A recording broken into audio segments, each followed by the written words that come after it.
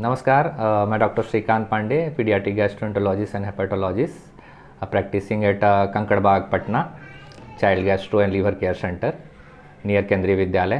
तो आज मैं आप लोगों को बच्चे को के एक इम्पॉर्टेंट टॉपिक के बारे में डिस्कस करने जा रहा हूँ, जो कि आए दिन पेरेंट्स समस्या लेके आते हैं कि बच्चे का ग्रोथ नहीं हो रहा है, मेरे बच्चे का वज़न नहीं बढ़ रहा है, मेरे बच्चे का लंबाई नहीं बढ़ रहा है और सब कुछ खा रहा है, लेकिन क्यों इसका वज़न और लंबाई नहीं बढ़ रहा है। तो इसमें इसको जानना बहुत ज़रूरी है कि बच्चे का लंबाई और वज़न क्यों नहीं बढ़ रहा है।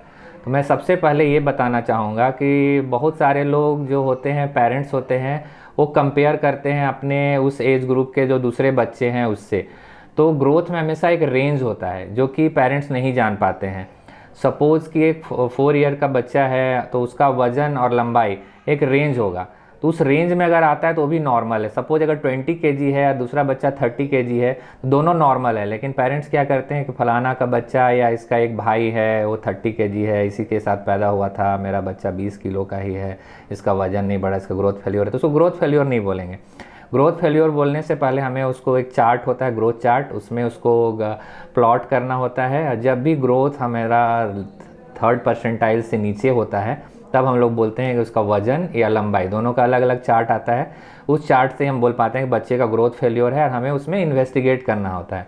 तो मोस्ट ऑफ द केसेस में हमें जो मिलता है उसमें उनका जो कंसर्न रहता है वही गलत रहता है कि मेरे बच्चे का ग्रोथ फेल्योर है। लेकिन कुछ बच्चों में सच में ही ग्रोथ फेल्योर रहता है। जब हम चार्ट में प्लॉट करते हैं तो उनका वेट या height less than 3rd percentile रहता है। तो ऐसे केसे को हमें इन्वेस्टिगेट करते हैं कि ये कॉज जो है फिजियोलॉजिकल है कि पैथोलॉजिकल है। फिजियोलॉजिकल मतलब कि नॉर्मल कॉन्स्टिट्यूशनल डिले भी होता है ग्रोथ में। कुछ बच्चों के इनिशियली ग्रोथ डिलेड रहता है, बाद में जाके कैचअप ग्रोथ करके वो नॉर्मल हो जाता है, लेकिन इनिशियल 4-5 ईयर 10 ईयर तक ग्रोथ फेल्योर रहता है। बाद में बच्चा जब एडोलेसेंट एज में जाता है तो कैचअप ग्रोथ कर लेता है। तो इस चीज़ को जानने के लिए हमें कुछ इन्वेस्टिगेशंस और फिजिकल एग्जामिनेशन करके श्योर होते हैं कि इस बच्चे को इन्वेस्टिगेशन की ज़रूरत है कि नहीं है। सेकेंड चीज़ होता है पेरेंट्स की हाइट। तो हाइट का जो है, वेट तो नहीं बट हाइट जो होता है डिटरमिंड होता है फादर और मदर का। मीड पेरेंटल हाइट लेते हैं, फादर का हाइट और मदर का हाइट जितना होगा उसके अकॉर्डिंगली हमारे पास फार्मूला है, उसके अकॉर्डिंगली ही बच्चे का हाइट होगा। तो ऐसा नहीं है कि माँ बाप अगर शॉर्ट हाइट के हैं तो बच्चे जनरली शॉर्ट हाइट के ही होंगे। बहुत रेयरली होता है कि बच्चे उनके हाइट को क्रॉस कर पाएंगे। तो ये होता है कॉन्स्टिट्यूशनल डिले या फैमिलियल डिले बोलते हैं, फैमिलियल डिले इन ग्रोथ। तो इस तरह से बहुत सारा बैटरी ऑफ इन्वेस्टिगेशन है जो हम लोग कराते हैं, लेकिन जनरली जो है वो फिजियोलॉजिकल है। फिजियोलॉजिकल जिसमें मेरे पास जितने केसेस आते हैं उसमें मोर देन 60% केसेस जो होते हैं जिसमें एक्चुअली में ग्रोथ फेल्योर नहीं रहता है, लेकिन पेरेंट्स का कंसर्न रहता है, क्योंकि सभी पेरेंट्स बच्चे के लिए ओवर कंसर्न रहते हैं कि मेरे बच्चे ग्रोथ नहीं है। तो उनको काउंसलिंग करते हैं हम लोग, प्रॉपर काउंसलिंग करके बताते हैं कि नहीं, आपके बच्चे का ग्रोथ बिल्कुल सही है और समय आने के साथ साथ सही चल रहा है, इसके एज ग्रुप के कंपेयर में कम है लेकिन ये सही है। तो काउंसल्ड हो जाते हैं पेरेंट्स। अगर उनको प्रॉपर काउंसलिंग नहीं किया जाएगा तो फिर वो डॉक्टर चेंज करते हैं और फर्दर बहुत सारे इन्वेस्टिगेशन कराते हैं। कुछ पेरेंट्स ऐसे भी होते हैं। और कुछ पैथोलॉजिकल कॉजेज होते हैं जो कॉमन कॉजेज होते हैं ग्रोथ फेल्योर के, जिसमें हाइट नहीं बढ़ता, मेनली हाइट का होता है, वेट का बहुत रेयर होते हैं, क्योंकि हाइट और वेट दोनों एक दूसरे से कोरिलेटेड है कि हाइट अगर आपका नहीं बढ़ रहा है तो वेट भी ऑब्वियसली कम ही होगा। तो हम लोग हाइट पे ज़्यादा कंसर्न रहते हैं। और कॉमन कॉजेज़ जो हमें देखने को मिलता है तो उसमें एसोसिएटेड सिम्टम्स भी मिलता है।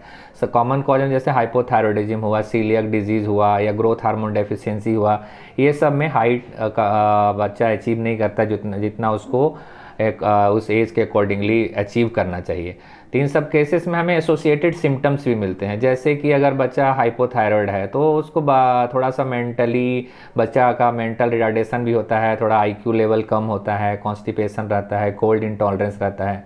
अगर सीलियक डिजीज़ का पेशेंट है तो उसमें डायरिया रहता है, एब्डोमिनल डिस्टेंशन का रहता है फीचर्स। तो हम लोग उससे क्लिनिकल एग्जामिनेशन से भी एक डायरेक्शन मिलता है कि हमें क्या क्या इन्वेस्टिगेशन कराना है।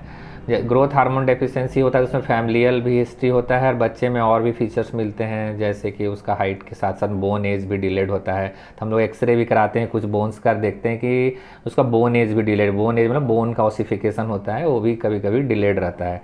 तो इस तरह से कुछ इन्वेस्टिगेशन बेसिक्स होते हैं। साथ में हम लोग जो रूटीन टेस्ट कराते हैं उससे भी हमें पता चलता है, जैसे कि खून की कमी रहती है, हीमोग्लोबिन लो हीमोग्लोबिन रहता है, एनीमिया रहता है। और लेकिन इंडिया में हम लोग जो मैक्सिमम केसेस पाते हैं वो न्यूट्रिशनल पाते हैं, क्योंकि हमें जितना एडिक्वेट न्यूट्रिशन चाहिए बच्चे को उतना मिल नहीं पाता है, जिसके कारण ग्रोथ या हाइट वेट कम रहता है बच्चे को। उसमें हम लोग न्यूट्रिशनल काउंसलिंग करते हैं, जितना भी कैलोरी विटामिन मिनरल का रिक्वायरमेंट है बच्चे को, जो एक बैलेंस डाइट होता है वो नहीं मिल पाता है। हमारा डेवलपिंग कंट्री है, तो ऐसे केसेस में हम लोग पेरेंट्स को काउंसलिंग, डाइटरी काउंसलिंग देते हैं, और डाइटरी काउंसलिंग देने से ही बच्चा का कैचअप ग्रोथ हो जाता है और बाद में जाके वो नॉर्मल ग्रोथ अचीव कर लेता है। जो पैथोलॉजिकल कॉजेज होते हैं उनको उसके अकॉर्डिंगली ट्रीट किया जाता है, जैसे हाइपोथायरॉयडिज्म है, थायराइड रिप्लेसमेंट किया जाता है, थायराइड हार्मोन, सीलिएक डिजीज में है तो ग्लूटेन फ्री डाइट दिया जाता है, ग्रोथ हार्मोन डेफिशिएंसी है तो उसमें ग्रोथ हार्मोन का इंजेक्शन दिया जाता है। और जो नॉर्मल और कॉन्स्टिट्यूशनल केसेस हैं उसमें हमें काउंसलिंग करते हैं पेरेंट्स को, और मोस्ट इंपॉर्टेंट काउंसलिंग है और जनरल फिजिकल एग्जामिनेशन, उसके बाद हम लोग इन्वेस्टिगेशन कराते हैं। तो इस तरह से हम कोई भी ग्रोथ फेल्योर के केस हमारे पास आता है तो उसको अप्रोच करते हैं। धन्यवाद। ठीक है।